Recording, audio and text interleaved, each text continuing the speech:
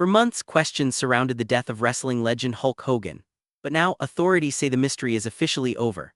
After an extensive investigation, police have released their final conclusion, and it may not be what many people expected. Officials in Clearwater, Florida announced that the investigation into Hogan's death has been closed. According to authorities, the wrestling icon, whose real name was Terry Bollea, died from natural causes. Investigators stated there was no evidence of foul play, criminal activity, or any outside factors contributing to his passing. The details from that morning paint a heartbreaking picture.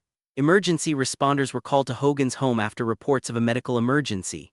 CPR was performed at the scene before he was rushed to the hospital. Despite those efforts, he was pronounced dead later that day at the age of 71. But that wasn't enough to stop speculation.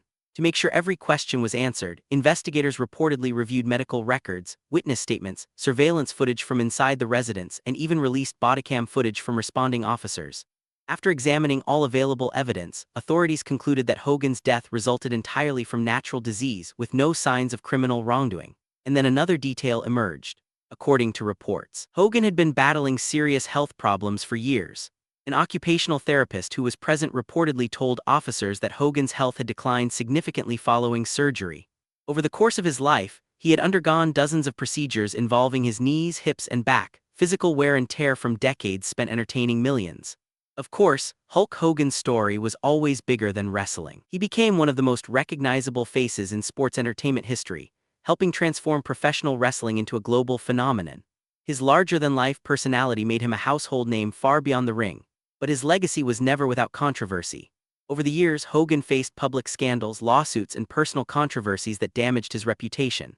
His highly publicized divorce, admissions about steroid use, and other incidents sparked intense debate among fans.